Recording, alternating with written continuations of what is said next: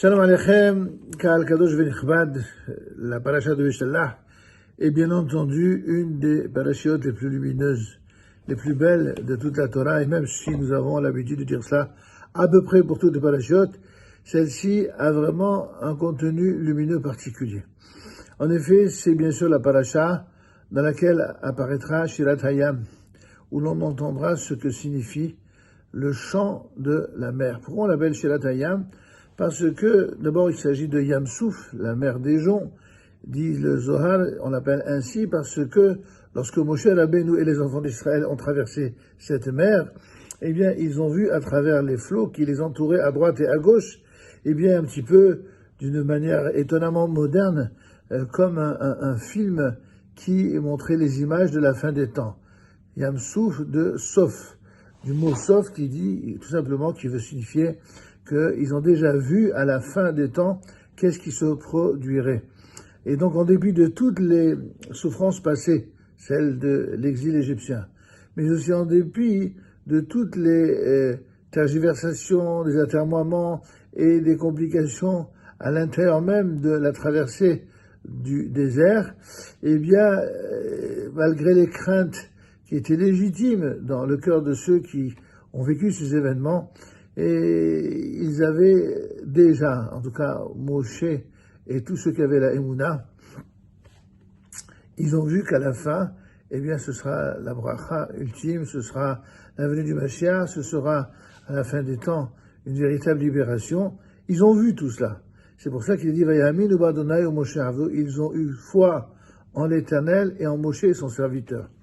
En fait, cette phrase Vayaminu b'Adonai u Moshe Avdo, qui est si connue et si mal intériorisé chez certains de nos frères juifs, c'est ce qui fait la différence fondamentale autrefois, comme aujourd'hui, entre ceux qui ont compris que le peuple d'Israël n'a de véritable avenir heureux que en Eretz Israël sous la conduite de HaKadosh Baruch Hu. Et si ça n'est pas le cas, malheureusement, les péripéties de ce peuple seront souvent et toujours même des épreuves et des souffrances qui n'en finissent pas apparemment. Sauf que Az Yashem Moshe vient nous dire que lorsque Moshe Rabbeinu a vu qu'à la fin des temps, ce serait effectivement un monde de bonheur et de libération véritable, Az Yashem Moshe, alors Moshe se mit à chanter. Nos sages font remarquer de la Gemara de Sanhedrin qu'il n'est pas dit Az Shar Moshe. Alors Moïse et les enfants d'Israël se mirent à chanter, comme on traduit habituellement, mais Az Yashir, il chantera. Pourquoi cette étrange inadéquation sur le plan grammatical?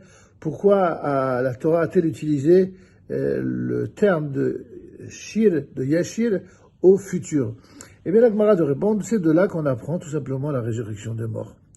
En fin de compte, à la fin des temps, c'est Moshe lui-même à la tête de son peuple, et tous ceux qui seront les ressuscités de la fin des temps, eh bien, ils chanteront avec Moshe Rabbeinu pour la dernière libération, exactement comme ils chantèrent à l'époque de la première libération, celle de la sortie d'Égypte. Entre les deux, qu'est-ce que la paracha nous amène à penser? C'est que lorsque, nous dit le texte, que lorsque Pharaon eut renvoyé le peuple, que Dieu les conduisit, n'est-ce pas, il a fait en sorte de ne pas les faire passer par le pays des Pélistim, des Philistins. Pourquoi? Parce qu'ils étaient proches. Ils étaient proches de quoi? Ils étaient proches de rentrer en Eretz Israël. En tout cas, d'après de nombreux Talmid Chachamim, c'est ainsi que ils l'ont interprété, ils l'ont compris. Et donc on se dit, mais alors, en quoi serait-ce un problème? En fait, de craindre que le peuple ne se ravise lorsqu'ils verront une guerre et qu'ils ne retournent en Égypte. Lorsqu'on pose la question aux plus jeunes enfants du Talmud Torah, et si on leur dit, mais est-ce que vous êtes prêts à vous battre pour la liberté, ou vous préférez ne pas vous battre et rester enfermés, n'est-ce pas, dans votre chambre? Et tous, n'est-ce pas, d'une seule voix, répondent évidemment, on est prêt à se battre.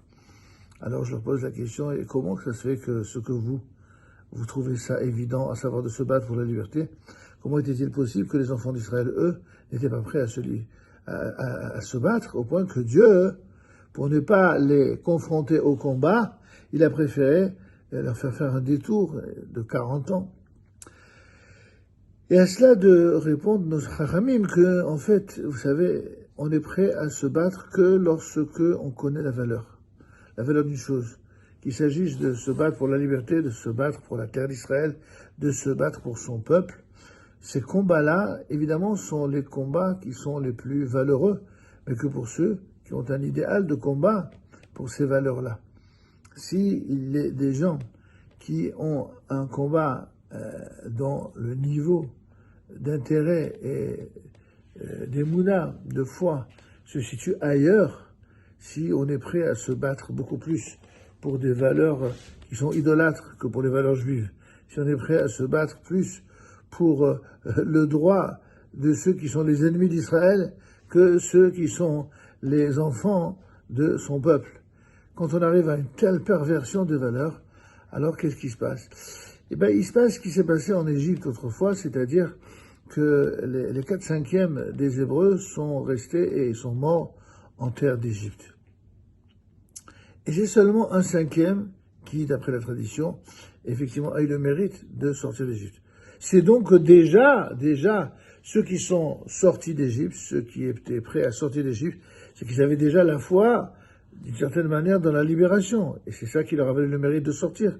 Le problème, c'est que sur ceux qui sont sortis, seuls ceux qui avaient moins de 20 ans sont rentrés en terre d'Israël. Tous ceux qui avaient plus de 20 ans sont tous morts en Égypte. Pourquoi? Parce qu'en fait, ils étaient restés avec la culture égyptienne dans leur tête. C'est ce que certains de nos sages nous disent, qu'il a fallu 7 jours pour faire sortir les enfants d'Israël d'Égypte, le fameux Shevé Shel Pessah, mais il a fallu 40 ans pour sortir l'Égypte de la tête des enfants d'Israël. Et qu'est-ce que c'est que cette conception qui consiste à dire que il y avait des enfants d'Israël dont la tête était encore remplie de la culture égyptienne? Eh bien, malheureusement, c'est ce que nous vivons encore aujourd'hui dans une partie du peuple d'Eretz Israël.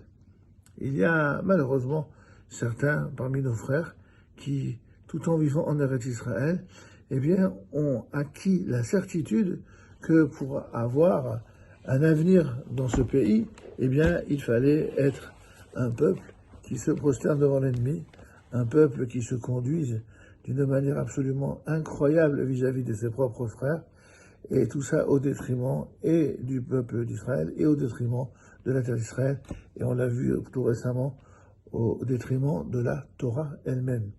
C'est quelque chose qui est sans précédent. On n'a jamais vu une chose pareille, y compris depuis la renaissance de l'État juif dans l'État d'Israël, sur lequel nous sommes parmi ceux qui aimons à toujours vanter le mérite et le lechav zechut, comme l'on dit, qu'il faut garder de cette réalisation.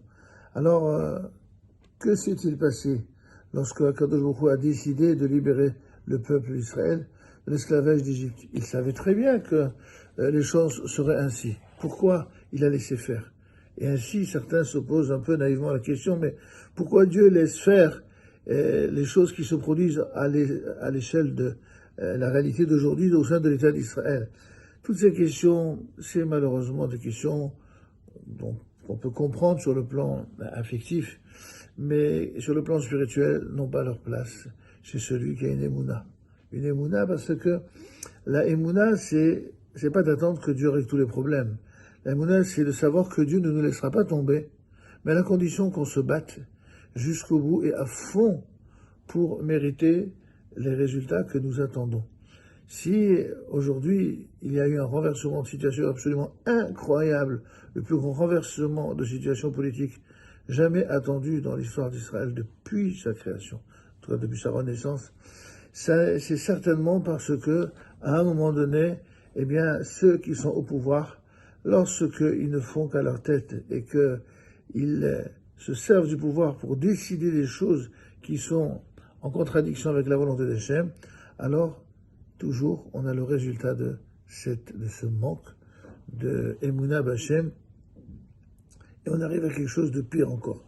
Et ce pire encore est nécessaire pour comprendre justement où ça nous mène d'accepter une vision et une politique qui est ainsi. Alors vous allez me dire, et dans Béchala, est-ce qu'on voit tout cela précisément, on voit tout cela dans Béchalach, parce que dans la paracha de Béchalach, on voit quelque chose qui est absolument inattendu. On voit d'un côté que Kadosh Baruch Hu n'a pas voulu laisser passer, n'est-ce pas, les enfants d'Israël par la terre de Pélishtim, et de l'autre côté, on voit que finalement, la plupart vont mourir dans le désert. Donc à quoi ça a servi? C'est une génération sacrifiée, une génération pour rien? Non. C'est une génération qui commet des fautes, qui commet des erreurs, pour que la génération d'après en tire les leçons. Et ce qui s'est passé à l'époque de la sortie d'Égypte, on peut le dire également pour notre génération. Notre génération a connu d'éminents et de grands tzadikim qui existent, Baruch Hashem, et qui sont très nombreux, sans doute la majorité. Mais il y a aussi des gens, y compris, à commencer peut-être par ceux qui sont au pouvoir, qui prennent des décisions qui sont dramatiques pour le peuple et qui auront des conséquences dramatiques. Ces conséquences dramatiques, pour en tirer des leçons, eh bien, il faut véritablement que les choses arrivent et que malheureusement les conséquences de ces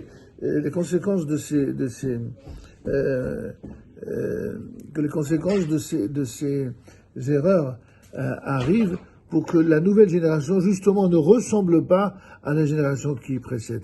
Pour terminer, mes amis, souvenez-vous, après la Shoah, certains qu'on ne juge pas, parce qu'on ne juge jamais des juifs qui ont souffert de la haine antisémite, mais certains, au lieu de faire le procès de Hitler, ont fait le procès de Dieu.